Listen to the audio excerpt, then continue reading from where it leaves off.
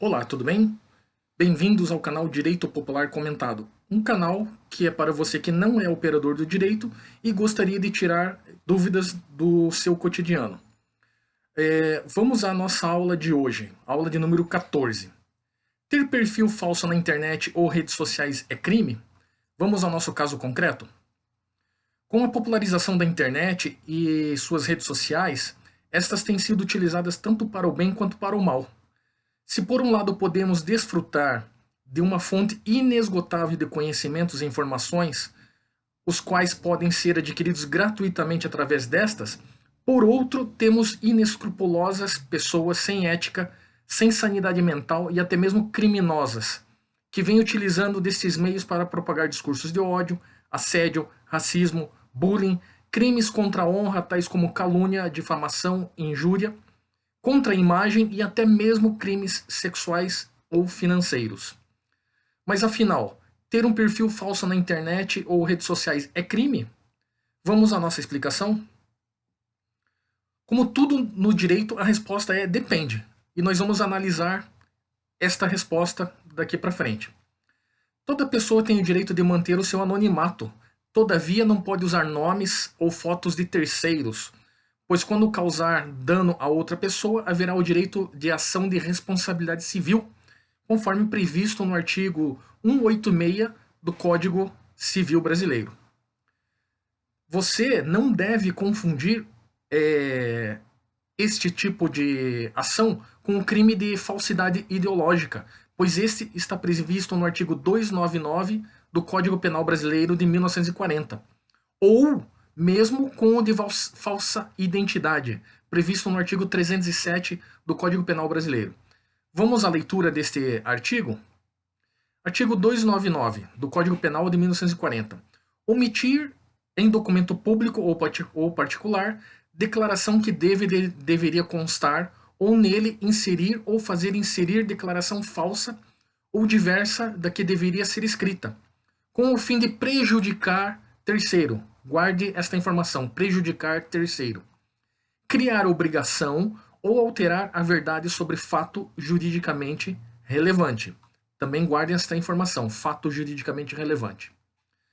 Para que o delito se configure, é necessário que a forma do documento seja verdadeira, ao passo que a fraude esteja inserida no seu conteúdo. Também é imprescindível que a finalidade da declaração seja prejudicar direito, criar obrigação ou alterar a verdade sobre fato juridicamente relevante. Caso contrário, se não cumprir esses requisitos, não haverá crime. Vamos à leitura do artigo 307 do Código Penal. Atribuir-se ou atribuir a terceiro falsa identidade para obter vantagem em proveito próprio ou alheio, para causar dano a outrem.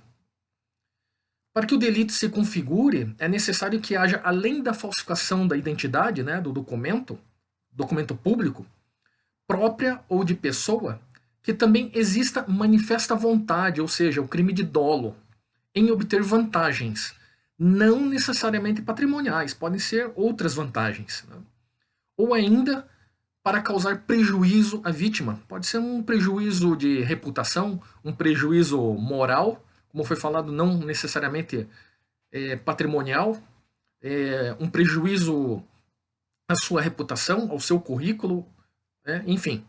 Neste caso, não é necessário haver o dano configurado, mas a vontade de obter a vantagem. A Constituição Federal de 1988 nos assegura o direito de livre pensamento e liberdade de expressão.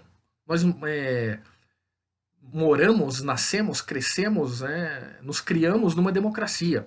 E nós temos duas liberdades, a do livre pensamento e a de expressão, conforme previsto no artigo 5º, inciso 5º da Constituição. Vamos à leitura? É livre a manifestação do pensamento, porém, é vedado o anonimato. Apesar da livre manifestação do pensamento ser uma garantia constitucional, ela é limitada, segundo a própria Constituição, conforme o artigo 5º, inciso 10. São invioláveis a intimidade, a vida privada, a honra e a imagem das pessoas, assegurado o direito à indenização pelo dano material ou moral decorrente da sua violação, bem como é possível a livre manifestação do pensamento, desde que se faça sem a proteção do anonimato. Isso é o que nos traz o texto do artigo 5º. Somente o perfil falso não constitui crime, sendo que o internauta pode estar tão somente infringindo os termos de serviço do proprietário ou provedor do website, o qual obriga o seu criador, né, o criador da conta, a zelar pela integridade dos seus dados cadastrais. Ou seja, você não pode fornecer nomes falsos, datas de nascimento falso, RG, CPF falsos. Né? Isso caracteriza crime. Porém, o uso não autorizado de imagens de terceiros, divulgando conteúdos que atacam a honra das pessoas, expondo-as ao ridículo, nesses casos poderão ser punidos pela legislação brasileira. Mas se o perfil falso é criado a partir de uma pessoa real, viva ou morta, o responsável poderá cometer crime de falsidade ideológica desde que cause dano à vítima. O ato de incorporar a personalidade de outras pessoas e manifestar em nome de outrem, inserindo declaração falsa da diversa da que deveria ser escrita, com o fim de prejudicar o direito, criar obrigação ou alterar a verdade sobre o fato juridicamente relevante, é crime de falsidade ideológica, conforme nós vimos na leitura do artigo do Código Penal.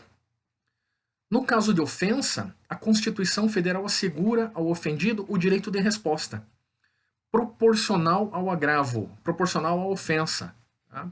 Além da indenização por dano material, moral ou à imagem. Isso está previsto no artigo 5º, inciso 5º da Constituição Federal.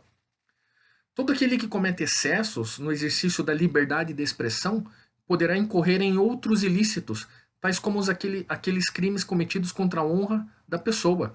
Ou seja, a Constituição nos assegura o direito à livre expansão de pensamento e o direito à nossa opinião, mas você não pode se esconder atrás de uma conta, numa rede social falsa, uma foto falsa, um nome falso, para ofender as pessoas, né, injuriar, caluniar e ficar impune. Isso não vai acontecer, isso não acontece. Outros exemplos de crimes cometidos através de perfis falsos na internet e nas redes sociais. O crime de ameaça, previsto no artigo 147 do Código Penal de 1940. O crime de extorsão, previsto no artigo 158 do Código Penal de 1940. E um detalhe, o crime de extorsão, ele independe daquele que está extorquindo a sua vítima receber a vantagem financeira. Basta proferir o verbo, né? Basta realizar a ação de pedir alguma vantagem indevida, seja ela financeira ou não, já caracteriza o crime. Então, aquele que faz a extorsão, que pratica a extorsão, ele não necessariamente tem que receber a sua vantagem, né, pela sua ação. Basta caracterizar essa intenção, né, proferir este verbo, seja de forma escrita ou falada, que ele já caracterizou o crime, já ficou tipificado, por assim dizer. E por último, né, o estelionato, que é o mais comum, o previsto no artigo 171 do Código Penal. E tem outros tantos. Né? Esses foram os principais exemplos. E qual é a solução para esse nosso problema? Temos algumas opções. Para você que sofreu algum tipo de violação de direitos de portadores de perfis falsos, primeiramente você deve denunciar o abuso ao gestor do site, a plataforma, né, que foi utilizada como vetor para praticar esse crime virtual. Você também deve fazer prints da tela, obter as evidências, né, a materialidade do crime e salvar, né, salvar no seu computador para que você possa comprovar as suas acusações. Fazer denúncia na delegacia de polícia, né, contra crimes cibernéticos. Essa é a polícia civil. E dependendo do crime, né, esse crime também pode parar lá no Departamento de Polícia Federal, que também faz investigação de crimes cibernéticos. Então, A vítima só tem que verificar, né, se o crime está na esfera estadual ou se é de interesse da esfera federal. E também fazer a denúncia junto ao Ministério Público, que pode ser estadual ou federal, dependendo do interesse, né, da ação penal pública, no caso, a qual, né, se dará a investigação e toda a tramitação, né, processual. E qual é a previsão legal, né, para este tipo de crime cibernético? Nós temos a previsão no artigo 5º, inciso 5º da Constituição Federal, que nos diz que é livre a manifestação de pensamento, vedado ao anonimato. O artigo 5º, inciso 10 da Constituição, que fala sobre a inviolabilidade da honra. Nós temos o artigo 186 do Código Civil de 2002, que trata sobre a responsabilidade civil. O artigo 138 do Código Penal Brasileiro, que é o crime de calúnia. O artigo 139 do Código Penal, que trata do crime de difamação. O artigo 140 do Código Penal, que trata do crime de injúria. O artigo 299 do Código Penal, que trata do crime de falsidade ideológica. O artigo 307 do Código Penal, que trata do crime de falsidade de falsa identidade. E, por último, a súmula 37 do STJ, que trata sobre indenização por dano moral ou material.